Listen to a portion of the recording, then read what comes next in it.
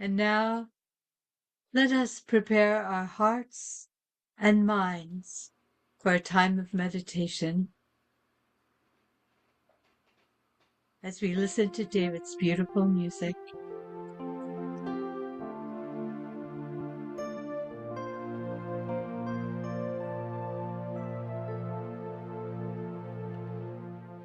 In the silence there is peace. In the silence there is unspoken joy. In the silence there's release from a world full of chaos and noise. So I wait for these precious moments when I hear all that can never be said. And right here in this holy silence, I find God, I find myself.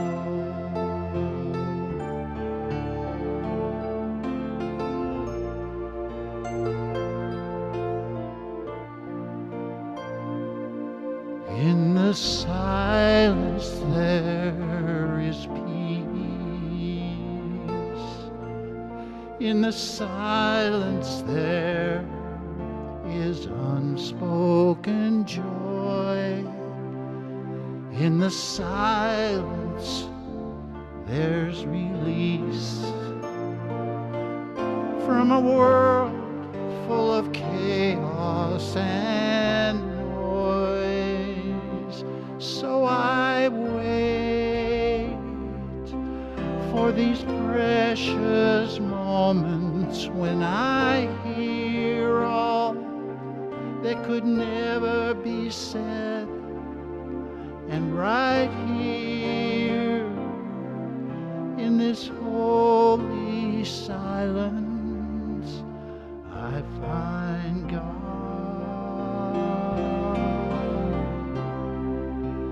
I find God.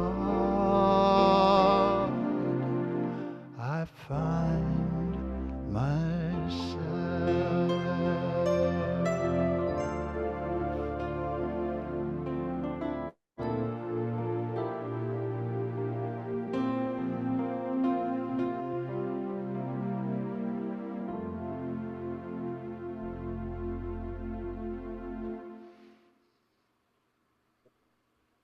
Let us gently turn into this time of meditation so beautifully ushered in by David. Allow your eyes to close if that's comfortable to you, if you haven't already. Take a slow and deep, intentional breath in. And release.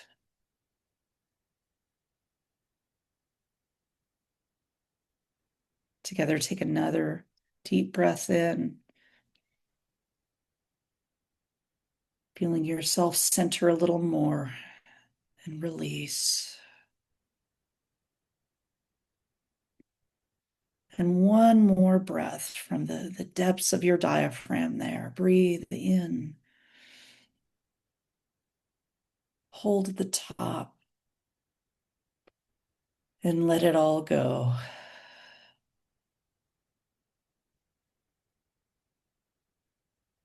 What a gift to be able to center ourselves and do so simply with the breath. Allowing all outer distractions to fall away.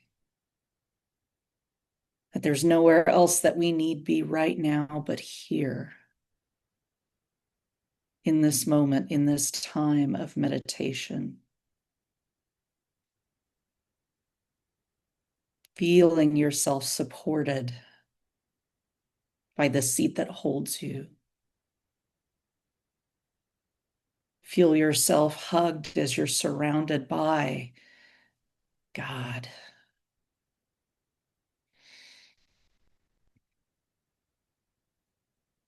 And breathe in peace.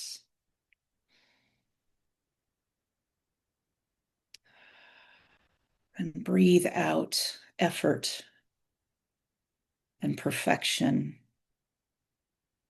and worry.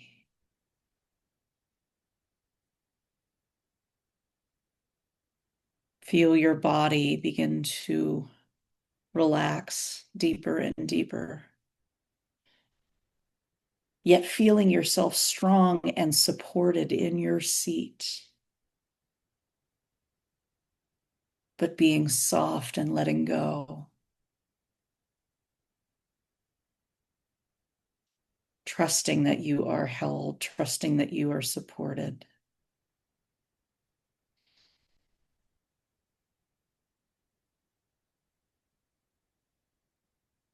Now bring to mind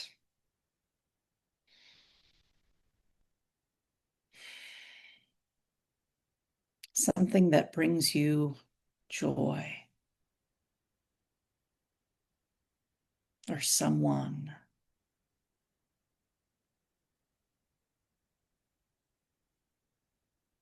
And send that beautiful being love.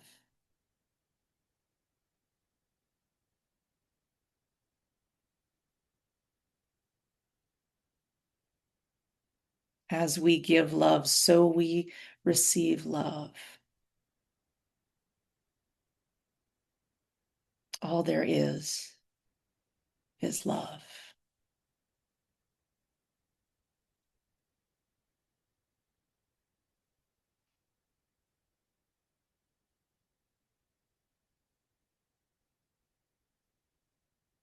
As we explore the question this morning, who am I really?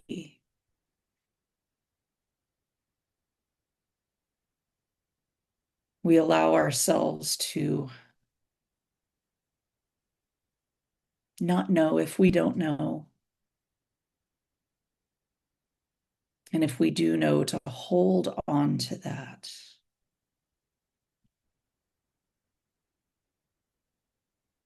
We allow ourselves to release any kind of thinking, any kind of being, any kind of needing to know.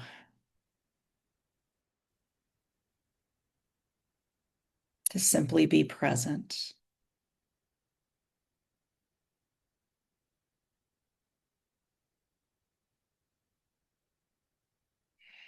And as we continue to breathe, we enter into this sacred space that's known as the silence,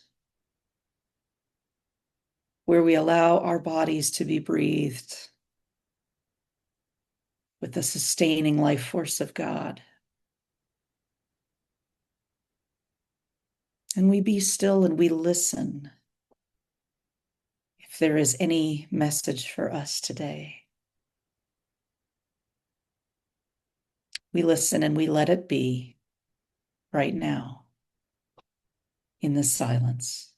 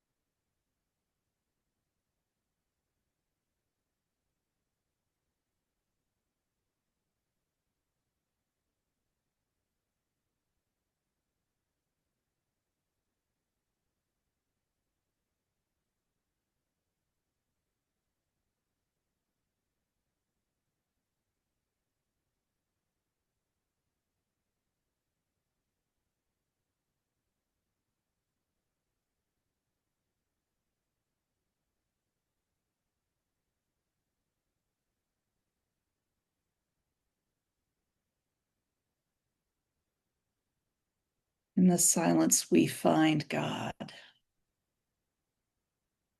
We find ourselves. We find peace, answers, rest.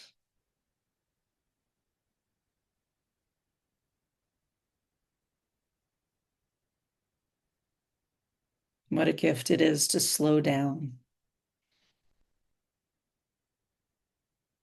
and be present.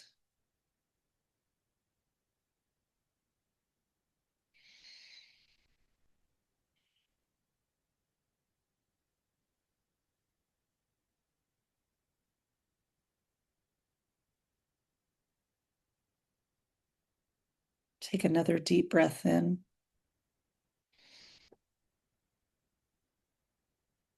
And release.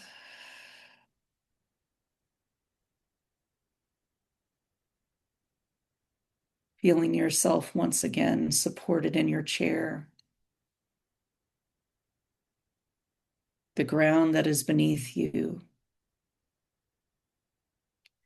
I hear birds that are chirping outside my balcony, bringing us back to this now moment. We are grateful for this sacred time that we can turn to at any moment.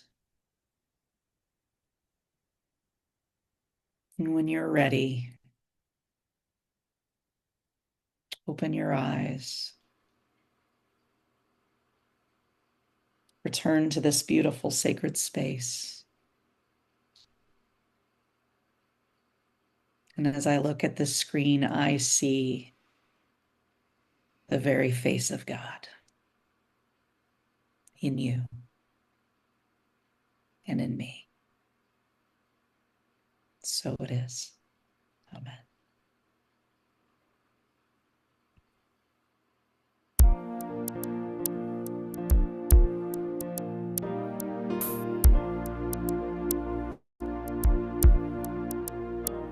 There is more than enough in a universe that you created.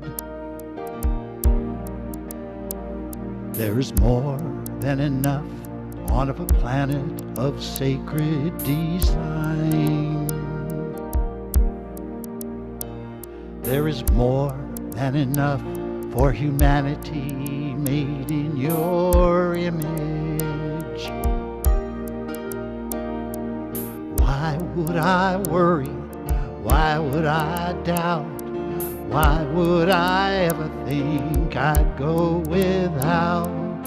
Why would I worry? Why would I doubt? Why would I ever think I'd do without? Your infinite love made me, made everything I see, and all that will ever be is your infinite love. Let my soul know the truth. Whatever I think I'll choose, your infinite love will prove more than enough.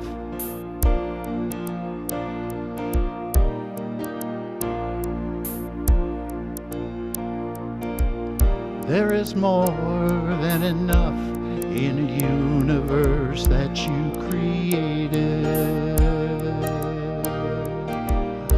There is more than enough on a planet of sacred design.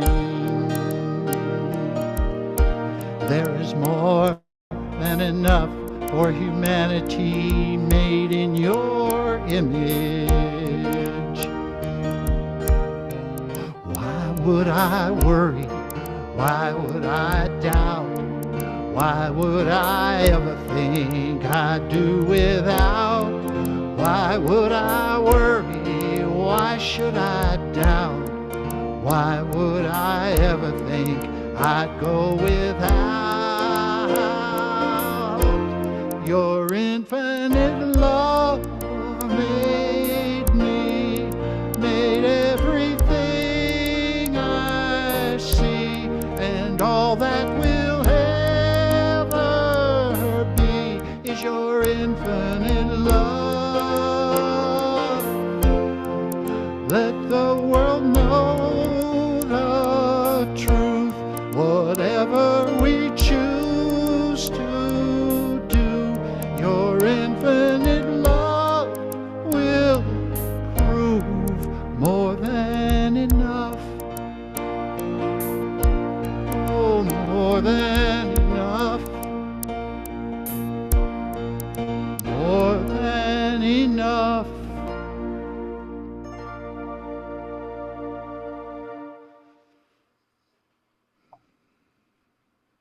Thank you, David. We're still living authentically, aren't we? That is the theme for this year. And I can't believe we're already into June, mid-June here. It is just flying by. But we have been on this journey together of learning, who are we really? And I want to start out by saying, I know I'm just a baby. I know I'm just a baby. I'm in my 40s. I'm just a baby. I got it. But I will say that the older I get, the more websites ask me to prove that I'm not a robot, right? So you go on and you click the traffic lights when that comes up. It's like, okay, well, click the traffic lights, and they want to make sure you're a real human, not a robot. And then, okay, click the bicycles, click the crosswalks. And if you're a chronic overthinker like me, there's about that much more that's hanging into a different square. And then I think maybe I'm supposed to select that one too. But sometimes I'll do that and then it'll pop up again with something else. Like I have to again prove myself that I'm human because it's not quite convinced. And so I refocus and I try again. And sometimes I think I'm just here to pay a bill. And now I'm having this identity crisis, right? I'm having to prove that I'm human, but honestly, it's not such a bad spiritual question. The question being, who am I really? Because many of us spend our lives proving who we are, what we are. We are our jobs, our accomplishments, our responsibilities, with ever having to stop and ask, what is beneath that? Who am I really? Not what do I do or what have I accomplished? What mistakes have I made? There are many. And what do other people think of me? My goodness, is anyone still have experiences about that? If I am this way, or if I believe this, or I vote this way, or whatever it may be, with what do others think of me? But there's another layer with that. And so who am I beneath all of that? Because who we are beneath the roles that we've played and the stories that we tell and the expectations that we've carried is so much more.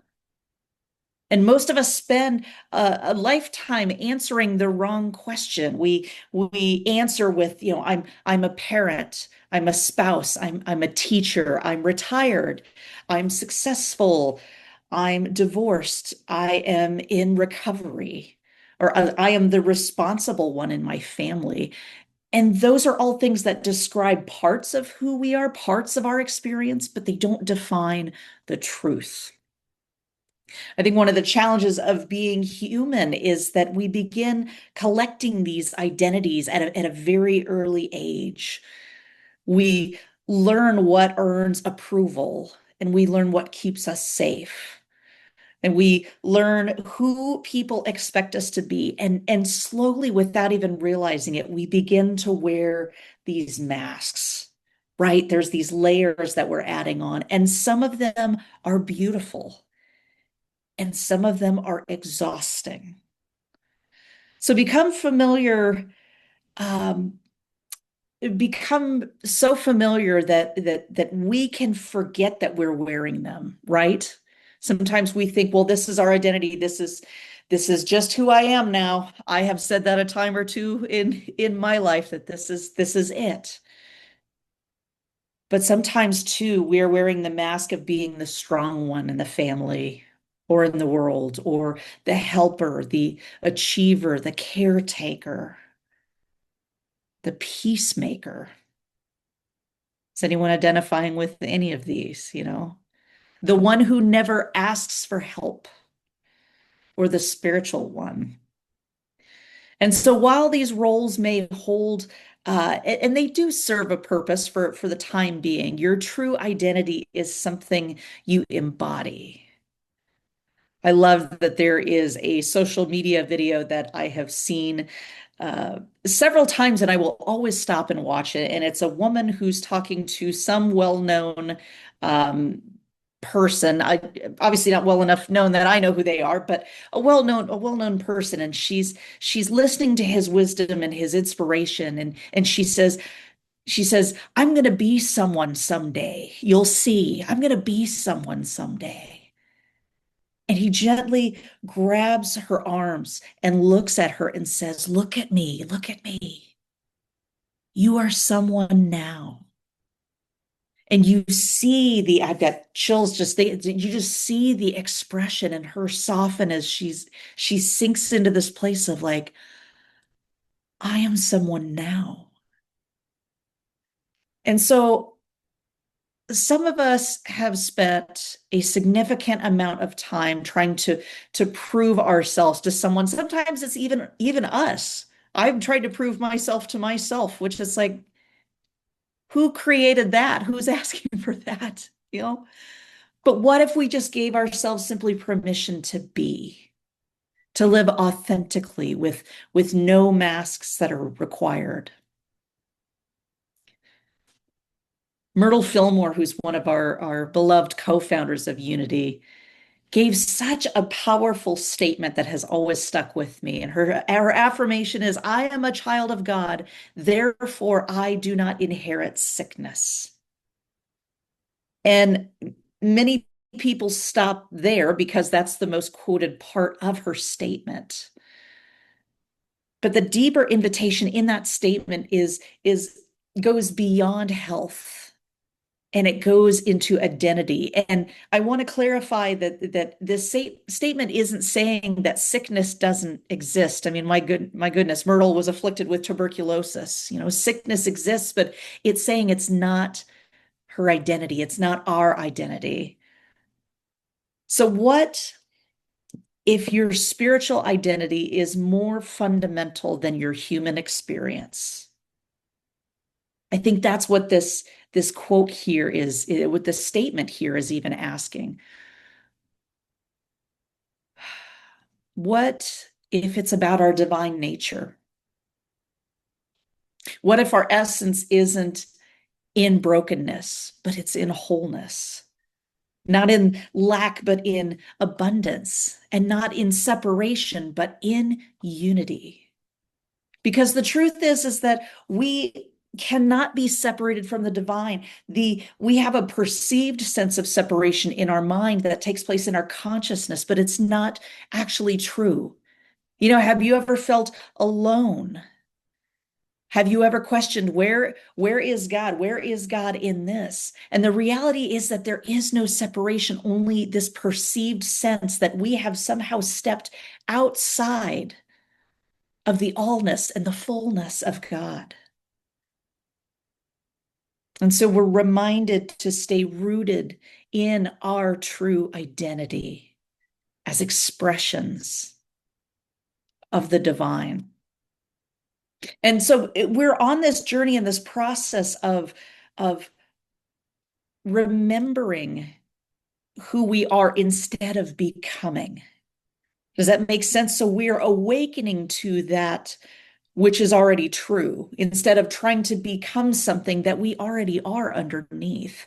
And so many spiritual paths will feel like a project of self-improvement, I know if I look at my bookshelf, there is a lot of self-help and self-improvement and spirituality and World War II books because I'm a World War II buff as well. But there's a lot of resources, there's a lot of information out there about becoming more loving, becoming more peaceful and more spiritual. And I think that I absolutely believe that there is value in that growth. But unity goes one step further, I think, and offers this: what if authentic living isn't primarily about becoming, but remembering what has always been true? And even Jesus didn't spend his ministry telling people they were hopelessly separated from God, but he spent his ministry reminding people of their connection, of their wholeness, of their inheritance, their divine nature. You know, throughout the New Testament, Jesus says, "You are chosen and holy and dearly loved. You are fearfully and wonderfully made. You are a new creation and you are blessed." So the spiritual journey isn't about climbing towards some sense of worthiness. It's awakening what is already present within you. And when we begin to build our identity solely on these external things, life becomes fragile, right? Because our external circumstances change, our jobs change, relationships change, our health changes, circumstances and opinions change. One of the great things about New Thought is co-founder Charles Fillmore. I reserve the right to change my mind. And we also know that there is one constant presence in life, and that is change. And so if we identify, if we latch onto those things and think that that's who we are, then anytime there is a change in life, we can feel like it's a threat. You know, who am I without this in my life? And you can fill in the blank on whatever this is. It could be a person, it could be an idea, it could be a hobby, a job, whatever that may be. Who am I without this thought or with this pattern in my life? And when you ask that, you may kind of feel a little bit of tension in your body and go, well, wait a minute, who am I? That is where the discovery really takes place. A man retired after 40 years at the same company, and for months afterwards, when someone asked who he was, he began by saying, "Well, I work at," and then stop. And then one day his wife looked at him and said, "You know, you've been retired for 6 months." And he replied, "I know. I'm just waiting to find out who I am now." I know that man's identity is often in his work and in being a provider for the family. And women are often the nurturers and mothers. But what if there's no job? And what if there's no children or no spouse? So if the role changes, who remains? We do. When our identity is rooted in spirit, life will still change, but our center remains. A sculptor was once asked how he created such beautiful statues from blocks of marbles. And he replied, "I don't create them. I simply remove everything that isn't the statue." I love that.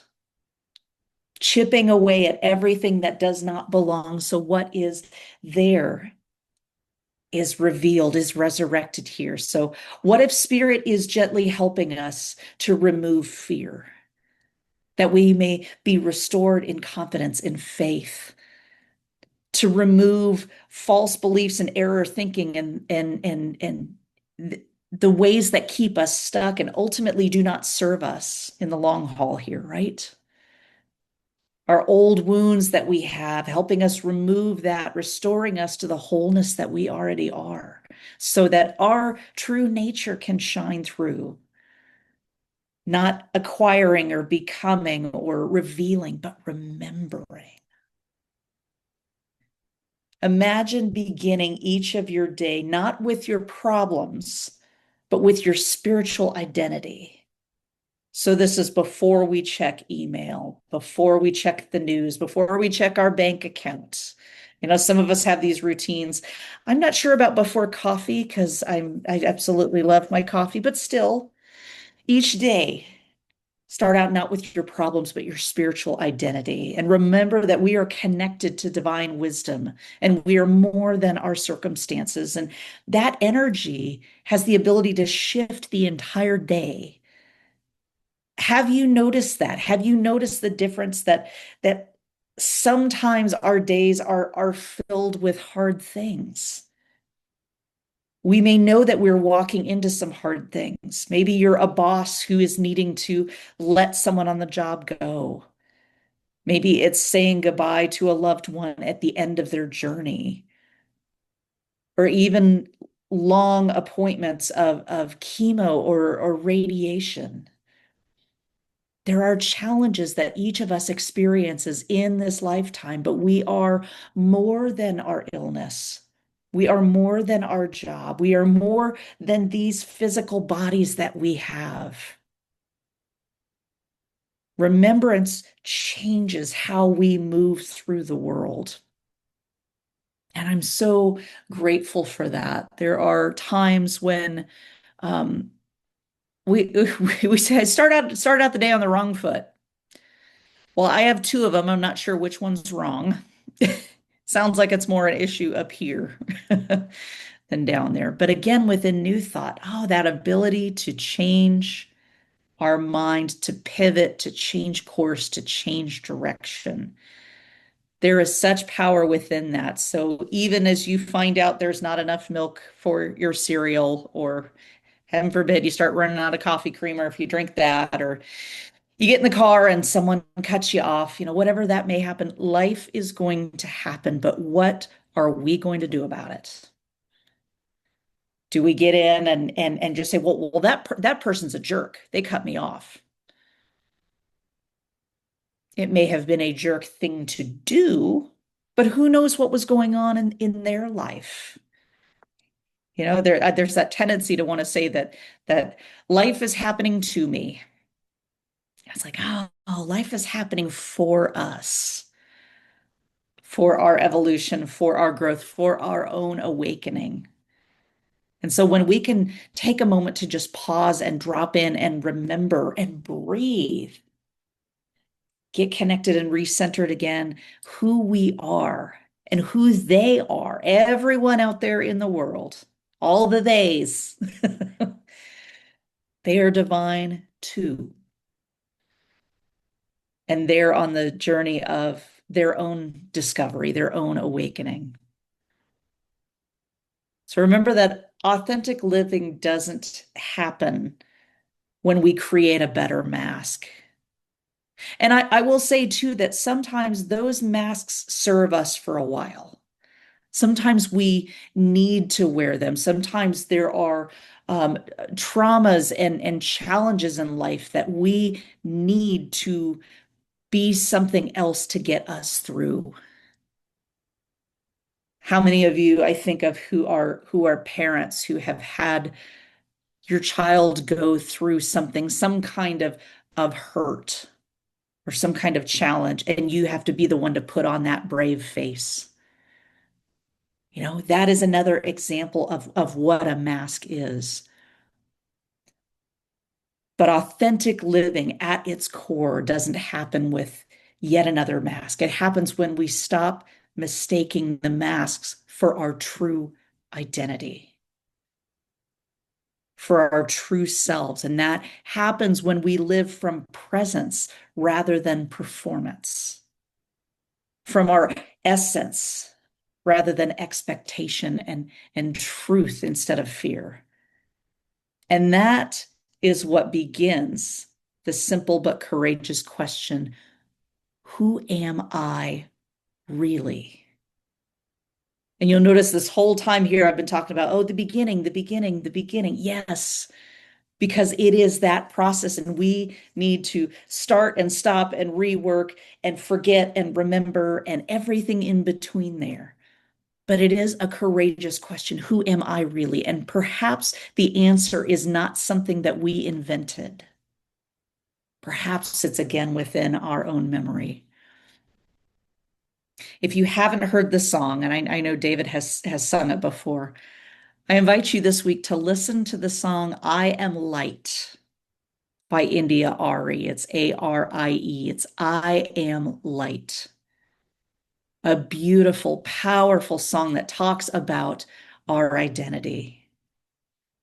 And so this week, when you find yourself caught in a role or in a story or in a label, because it's going to happen, spiritual beings having a human experience, there's lots of opportunities for all this to pop up. But I invite you, when that comes up, to pause and ask yourself, who am I beneath this? Who am I before this? And who am I beyond this?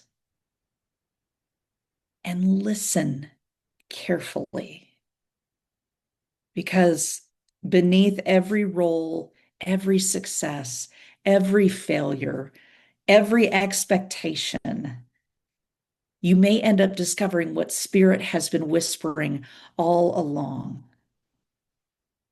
You are not merely a human being trying to find God, but you are an expression of divine life, learning to remember who you are. And that, my friends, is where remembrance takes place. And that remembrance is where authentic living really begins. Go forth and be the beautiful love and light that each of you already are. And so it is.